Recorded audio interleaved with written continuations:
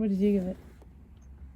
You give it a 10? I'm giving it a 10, baby. Bitch. 10! All the way up! There's nothing wrong with it.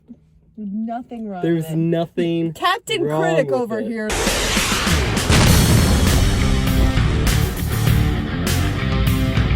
It was a dark, stormy night. Hey everybody, it is Thursday night and we are going to see Dr. Sleep. We started reading the book, we got about a third in or a fourth in each.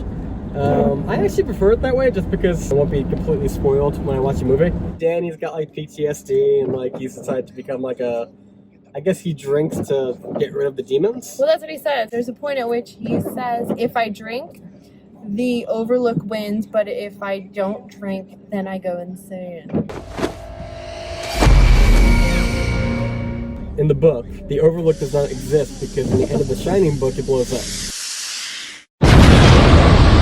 Right, that's So- what he kept saying the furnace Because- destroyed it, and I couldn't remember if that happened in the movie or not. Right. We watched the movie a few weeks ago. In the book, it's not so crazy. He's kind of just like possessed, and in the end, he kind of fights through it a little bit and blows up the hotel like in a last ditch. Oh, so he makes it out? Oh no, it's like a suicide mission. Oh, okay. He fights against the urge to do their bidding, and he blows it up.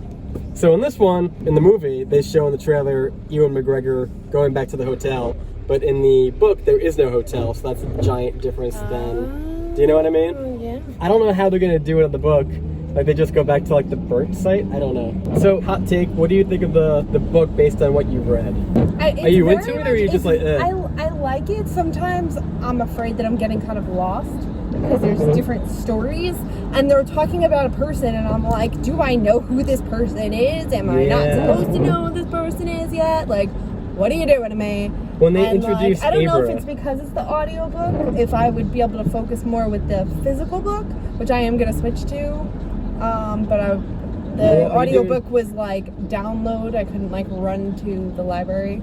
I was gonna say, are you doing the real book or the audiobook? I have the audiobook right now. I Okay. want to get the physical book. This is what I did too. I put the speed on 1.5. I thought about doing that. It's better.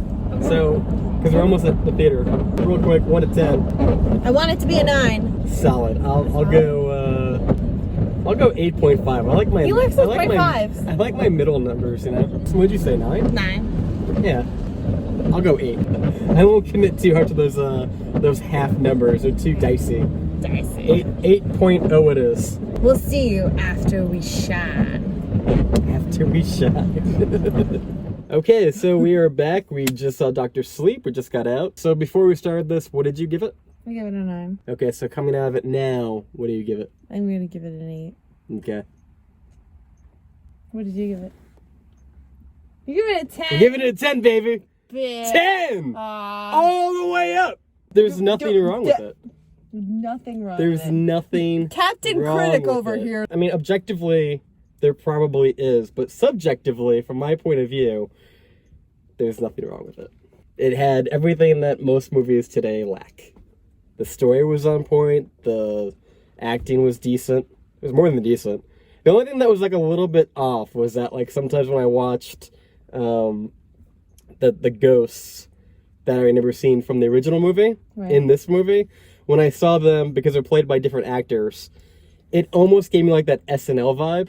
Okay. So like that's the only thing that kind of pulled me out a little bit. Right. Especially in an age where you can easily CGI faces on people. Right.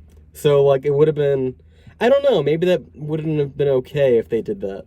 So, I went straight to the 10. You went to a 9? No, I went to an 8. You went to an 8? You went down? I went down. Okay. Why did you go down? Was there anything that you... I don't know. I wanted more. I don't know what I wanted, but I wanted more. Like, there was... I don't know. I guess it's some of it came off kind of predictable, almost like, yeah, okay, this is what we do. But I don't know. There was something out of it. Like, I wanted it to take like a weird turn, or like, I wanted it to do something that it wasn't supposed to do, and the camera's falling. I don't like, I guess, okay, you return back to the hotel, you give the people what they want. Because not obviously. Can I talk about the book? Or what you told me about the book? What do I do? Yeah. Well, we're gonna go with the no, spoilers because I don't know how to do this without it. In the movie, it burns down. The first movie. No. Yes, so I want to talk about this. In the book, at the end of the book, Jack is a lot like this movie, like Danny. In the end, he fights it. He fights back against like the hotel that takes over him, and he goes down to the boiler room, and he kind of just does what he does in this movie. He lets it explode. There was a whole thing about how Stephen King hates the Stanley Kubrick movie because it changes it so much. Did you like Kubrick's film of The Shining? No. Cold. I'm not a cold guy. What he did was like, I think he wanted to have like the last word, because like Kubrick kind of messed up his book, so he basically said, you know, I'm going to mess up what you did. I'll use your starting point, but I'm going to take it back to where I had it, and I'm going to blow up the Overlook like I put it. So he took this movie, or then he was more involved in this one than The Shining? Oh, definitely. Yeah. I don't think he had as much pull back in the day.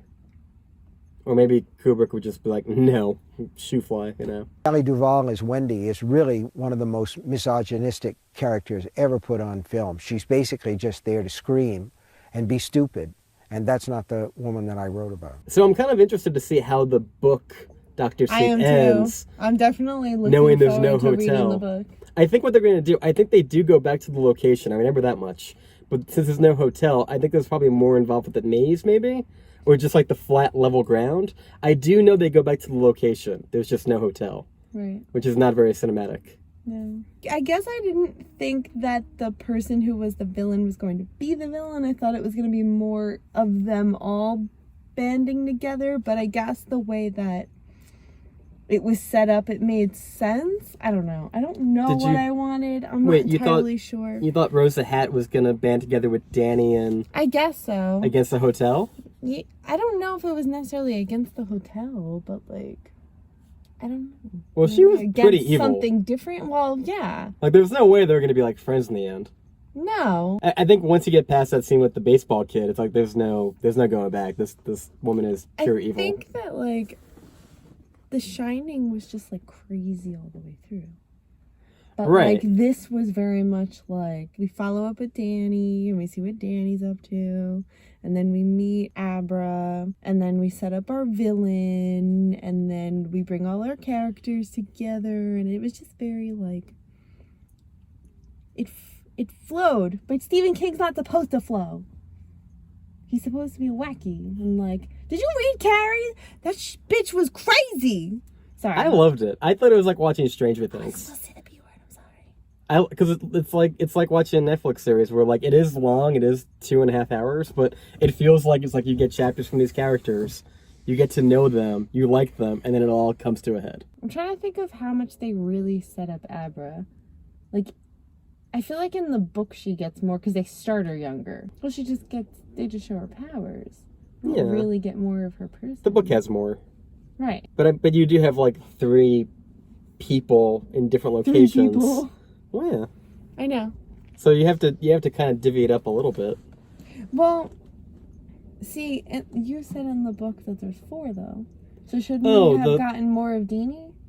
Not Deanie, that blonde girl who could Andy is more of a separate story. Yeah, and who knows? Maybe she just I got there and kind of I don't know. The book is funny because they kind of move scenes around, obviously. They do. They're very much all over the place, which I figured would be easier to follow with a visual, but... I got 25% I wanted in, more. And halfway through the movie, I heard dialogue that I know that I read. Right. So it was like, they plucked it and moved it. I'm like, I did not read this deep in. It's hard comparing to The Shining, though. I don't know if I can do that.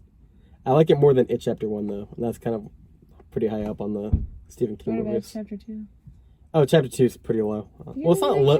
Well, it's below 1. The kids' story is always better than the adults. Yeah. I think in the book, and I could be wrong, I think he has a different conversation with his dad. Like, in the end, he sees Wendy. I think in the book, he sees Jack Torrance, and, like, there's more of a, like, heart-to-heart or something like that. Right. But I get the feeling that Stephen King was like, well, since you made him such a monster in the first movie adaptation, we ain't gonna do that. There's no redemption for Jack Nicholson. So we'll just put Wendy in there. I'm wondering if they just couldn't get Jack Nicholson. Maybe he's just too old and they didn't want to use him. Well, he says he retired. Did he? Yeah. He can't remember lines anymore. That sucks. I liked it. It got it seemed kind of predictable towards the middle. But I did like the ending. It got kind of weird. It took a little bit of a turn that I didn't think it was going to take. And I was like, okay, now we're getting interesting. But, I did like it. I'm still going to downgrade it to an 8. I think the book's going to be better. I'm excited to finish reading it. So, there you go. I stick with my 10. I thought it was pretty good. Ewan McGregor's a good actor. I want to see him in more stuff. So yeah, 10, 8, downgraded. I think it's solid. Go check it out. Hit subscribe. Give us a thumbs up.